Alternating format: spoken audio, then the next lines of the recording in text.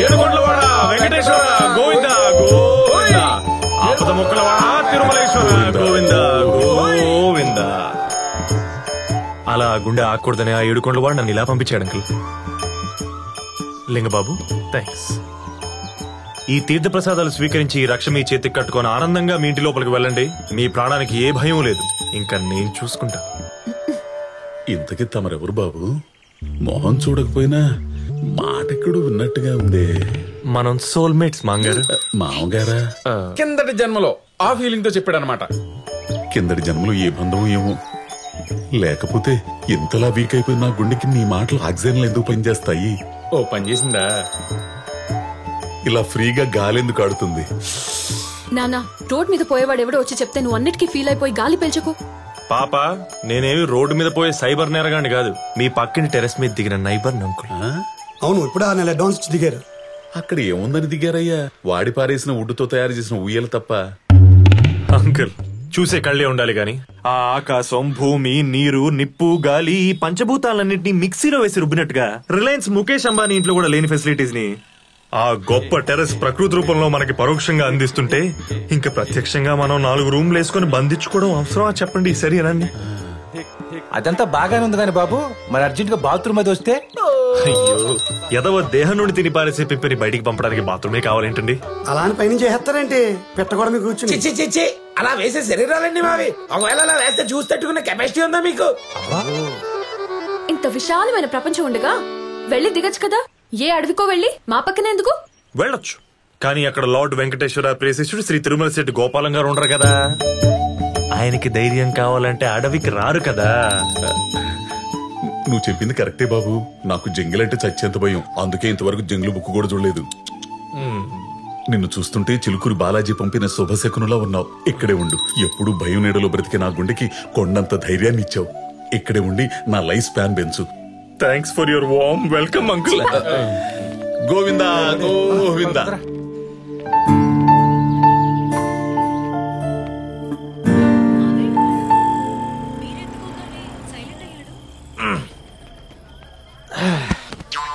భయ్యా కొంచెం లోపల పెడతా, వస్తా.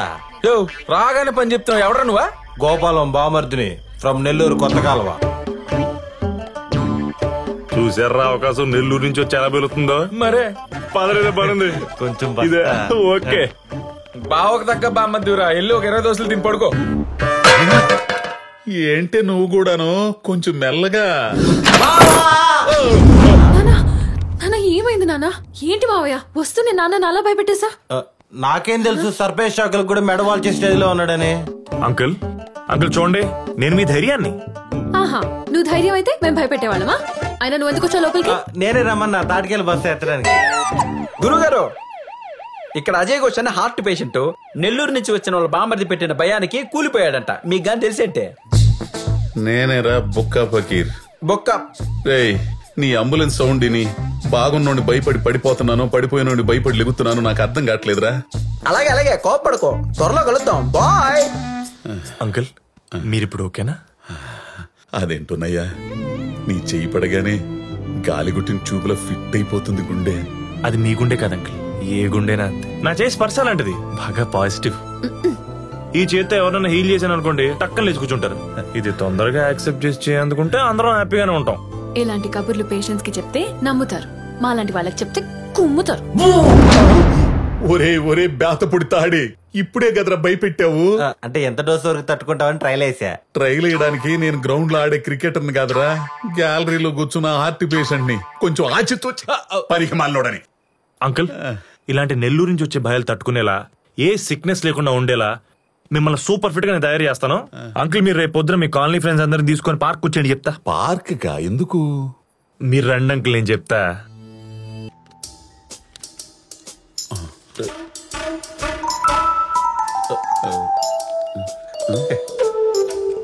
డాక్టర్ నేను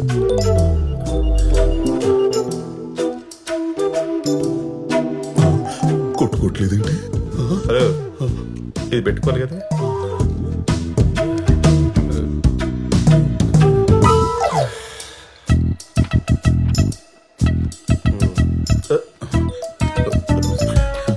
యావయో యావయో బీపీ దయ్యా. ఎక్కడ పడితే అక్కడ కట్టుకునేది కాదు.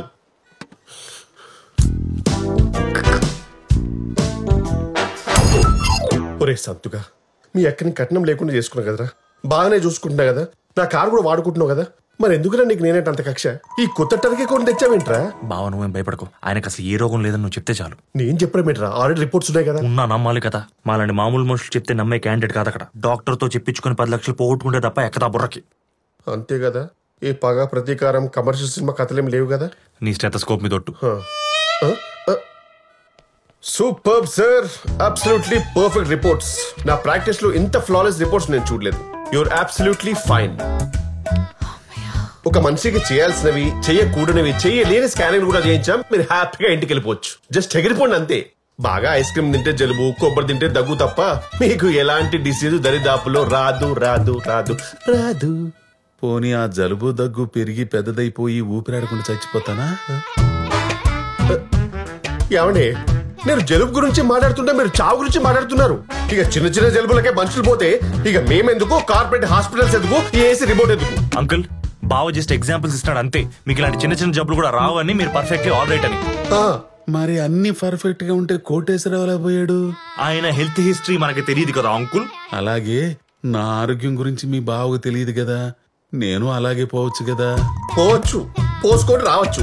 ఏమండి, అలాంటివి తెలియలే కదండి ఇలాంటి రిపోర్ట్స్ తీసింది. మరి ఇలాంటి రిపోర్ట్స్ నేను కూడా ఇంతకుముందు తీయించుకున్నాను. మరి నా గుండెలో నిప్పు ఎందుకు వచ్చింది? స్టెంట్ ఎందుకు పడింది? ఏమండి, ఇలాంటి ఎక్స్ట్రా ప్రశ్నలు ఇస్తేనే నాకు పేషెంట్ మీద రెస్పెక్ట్ పోయేది. కొన్ని కోట్లు ఖర్చు పెట్టి కొన్ని ఎక్విప్మెంట్ సార్ అది. వాటితో చెక్ చేసి నీ బాడీలో ఉన్న అణువణువు స్కాన్ అయిపోయి అందులో ఉన్న వైరస్ తీసేసి దాన్ని క్లియర్ చేసే డాక్టర్స్ మేము. We are doctors. మరి మీ దగ్గరకు వచ్చిన తమిళనాడు సీఎం జయలలిత ఎందుకు చచ్చిపోయినట్టు? ఇంత పెద్ద పెద్ద కార్పొరేట్ హాస్పిటల్స్ పెట్టుకుని మరి ఆవిడ ప్రాణాన్ని కాపాడలేకపోయారే? అరే, మీరిద్దరు డిస్కస్ చేస్తూ ఉండండి. ఇలా దుబాయ్కి వెళ్ళి షాపింగ్ కూర్చో. మరి ఇంకేంటండి, కొన్ని ప్రశ్నలకు ఆన్సర్స్ ఉండవండి. అవి గూగుల్లో వెతికినా దొరకవు, అవి చెప్పిన మీకు అర్థం కావు. అలాగే నా ఆరోగ్యం గురించి మీకు అర్థం కాలేదేమో. నేను కూడా కోటేశ్వరరావు లాగా పోతాననుకోవచ్చు కదా. మా తెలివి కోటిగాడే రా, వాడిపోతే వీడెందుకు పోతాడు? Sorry sir. ఇప్పుడు బహుశా ఆయన ఈ స్కానింగ్ చేయించుకుని ఉండకపోవచ్చు. బడ్జెట్ ప్రాబ్లం ఏమో. లేదు, నేను ఇక్కడికి వచ్చి అన్ని చేయించుకున్నట్టే ఆడు కూడా చేయించుకుంటాడు. కరెక్ట్ గా చెప్పావు గోపాలం. ఇలాంటి 100 టెస్టులు చేయించాను. మరి ఎందుకు పోయాను? ఈ డాక్టర్ల మాటలు అసలు నమ్మొద్దు. అరగంట ముందు బాగుందంటారు, గంట తర్వాత అన్ని ఆగిపోయి పోయాడంటారు. నాలాగే నువ్వు పోతావు.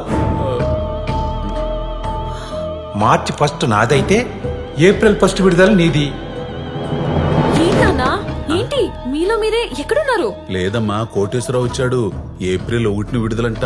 ఆ రోజు నేను చచ్చిపోతానంట.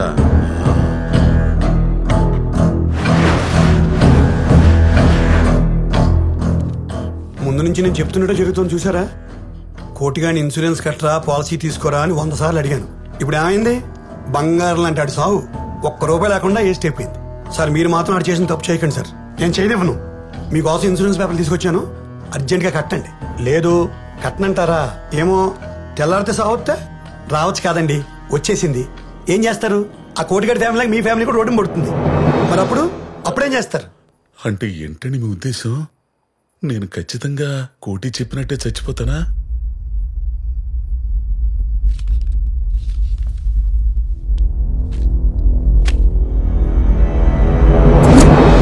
మీ అమ్మాయి వైఫ్ లేరా ఏంటి? వాళ్ళంతా దొడ్లో ఉన్నారండి. మీరు చచ్చిపోతారైతే? అరవకు. గుండు నుంచి గుండె దాకా అన్ని మ్యాచ్ అయినప్పుడు మరణం మ్యాచ్ అవుతా అవుతుంది గోపాలం. కానీ నేను ఫోర్స్ చేశాను చెప్పకే. మీ మనస్సాక్షిని అడిగి అది ఊ అనమంటే ఊ అనండి. ఊ అనండి, ఊ అను. సపోజ్ మార్నింగ్ మన ఇద్దరం వాకింగ్కి వెళ్ళాం. నడుస్తూ నడుస్తూ మీరు పడిపోతారు. పడిపోతారా? పిట్టరాలినట్టు రాలిపోతారా?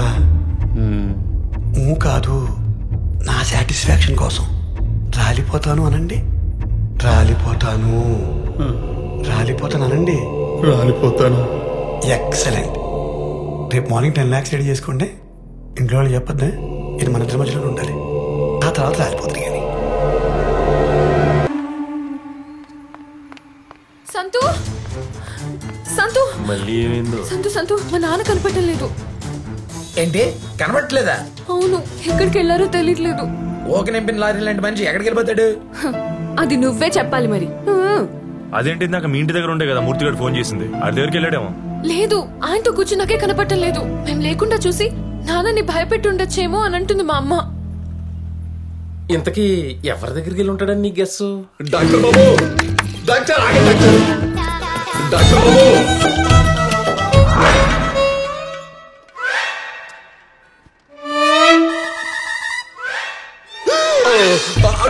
పరి పరి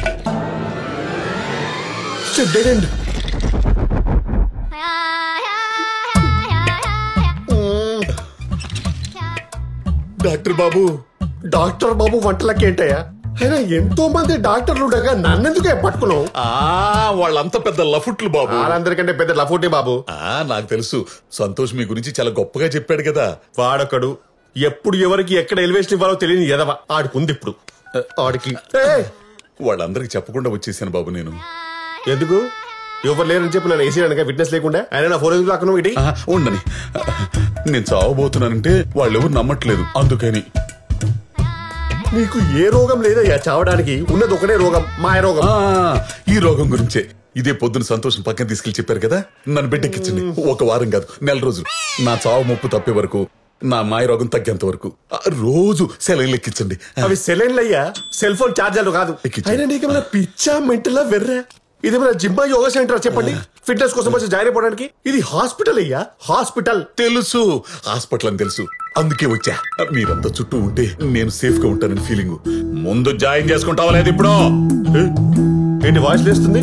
బెదిరిస్తున్నావా? బెదిరింపే, లేకపోతే మా కోటేశ్వరరావు తగిలిస్తా. కోటే ఆడొచ్చాడా? రావడం ఏంటి, నాతో పాటు ఉన్నాడుగా స్ట్రెచర్ మీద. అడుగో, ఎరా కోటే, గట్టిగా చెప్పరా. నిన్ను కనుక జాయిన్ చేసుకోకపోతే ఆడి శరీరంలోకి వెళ్ళిపోయి ఒక మర్డర్ చేసి డాక్టర్ని క్రిమినల్ చేసేస్తా. విన్నావుగా? నాకెలా నిలబడుతాయ్యా? ఇంతకీ ఏమన్నాడు? నన్ను బిడ్డెక్కించకపోతే నిన్ను తగులుకుంటాడంట, వదలడంట. ఇదేం బ్లాక్ మెయిల్ అండి బాబు? ఎవరైనా పొలిటీషియన్ తోనో పోలీసుతోనో రికమెండ్ చేయించుకుంటాడు. మీరేంటి పోయిన వాళ్ళతో దయ్యాలతో చేయిస్తారు?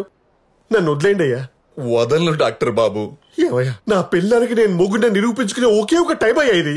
నేను ఎలాంటి పరిస్థితులు చచ్చిపోతానో నాకు తెలుసు. మా పక్కింటి మూర్తి కూడా చెప్పేశాడు నాకు అన్ని. ముందు నా కూతురు పెళ్లి కావాలి, నా కుటుంబం బాగుండాలి, నేను ఆరోగ్యంగా బయటికి వెళ్ళాలి. నేను అనారోగ్యంతో లోపలికి వెళ్ళాను, అదేగా నీ టార్గెట్. నీ అనారోగ్యంతో నాకు అనవసరం, నా ఆరోగ్యం నాకు అవసరం. Start the treatment immediately. Come on come on come on. ఏమండి, ఇది హాస్పిటల్ అండి, ఇక్కడ రోగులు ఉంటారు. అసలు ఈ కరోనా పేషెంట్ ఒకరు వచ్చాడు ఇక్కడికి. ఇక్కడ మాస్క్ లేకుండా మీరు తిరగడమే కాకుండా రోగుల మధ్య పడుకున్నారు అనుకోండి, వచ్చినా తగ్గించుకోలేని రోగం వచ్చి బాధపడి చచ్చిపోతారు సార్. అప్పుడు అర్థమవుతుంది మిమ్మల్ని ఎందుకు ఇలా ఫోర్స్ చేస్తున్నారు. కరోనా ఉందా? మరి చెప్పారా స్వామి ఇందాక నుంచే? ఇప్పుడు మాత్రం డ్రాప్స్ పెడుతున్నాయి. నా మాటిని ఇంటికెళ్ళో బెడ్షీట్ కప్పుకొని గమ్మున బచ్చుకోండి. క్యాబ్ బుక్ చేస్తాను, డైరెక్ట్ ఇంటికి వెళ్ళిపోండి. పడే. మరి అప్పటికి తగ్గకపోతే? నేను 3 రోజులైతే అదే బెడ్షీట్ లోపలికి వచ్చి నేను గట్టిగా పట్టుకొని బచ్చుకుంటానయ్యా. ఆ పోయేటప్పుడు ఆ కోటి తీసుకుపో. అరే కోటి, డాక్టర్ గారికి బాయ్ చెప్పరా. చెప్పారు వెళ్ళవే.